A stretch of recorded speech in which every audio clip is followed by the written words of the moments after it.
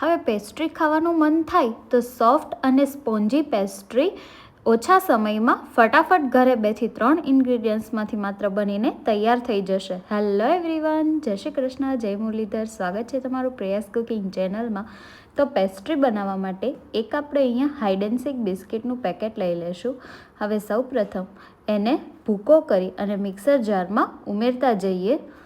તો આ રીતે નાના મોટા કટકા કરી અને એને મિક્સર જારમાં ઉમેરી અને એને પીસી અને પાવડર બનાવીને તૈયાર કરી લેશું. ત્યારબાદ એને એક બાઉલમાં લઈ લઈએ અને એમાં આપણે ખાંડ કે કશું પણ ઉમેરવાનું નથી. હવે 1 કપ એમાં દૂધ લીધેલું છે, પરંતુ એકી સાથે નથી ઉમેરવાનું. આપણે જરૂર મુજબ છે એ દૂધનો ઉપયોગ કરીશું.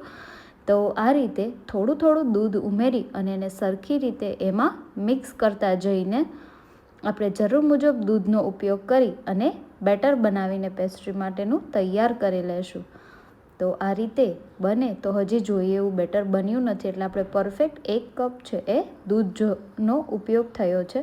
હવે આ રીતે એકદમ ફાઇન પેસ્ટ જે રીતે ઉપર લ્યો ને તો ફટાફટ એમાં પડવા લાગે નીચે બેટર, એટલે તમારું બેટર પેસ્ટ્રી માટે તૈયાર છે.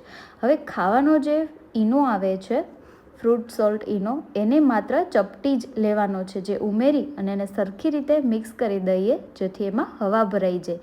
હવે તમે જેમાં બનાવવાના હોય એમાં બટર લગાવી અને બનાવેલું બેટર પેસ્ટ્રીનું ઉમેરી દો, જેથી એ ચીપકશે નહીં. હવે બધું બેટર છે એમાં ઉમેરાઈ ગયું છે. ત્યારબાદ એને એક સમાન કરી લઈએ અને એ થઈ જાય ત્યારબાદ મેં અહીંયા ઓવન પહેલેથી જ સ્ટીમ કરી રાખ્યું હતું અને માત્ર 3 મિનિટમાં સેટ કર્યું છે. તો 3 મિનિટ બાદ છે આ રીતે પેસ્ટ્રી, જો તમે કોઈ પણ વસ્તુમાં એને ચેક કરો તો ચોંટે નહીં, એટલે તમારી પેસ્ટ્રી તૈયાર. અને આપણે જેમાં બનાવી છે એ પણ એકદમ સરસ છે, જેમાં પણ ચોંટેલી નથી. અને ઉપરથી ચોકલેટ સિરપ અને કેડબરી ઉમેરી અને ઠંડી ઠંડી સર્વ કરો.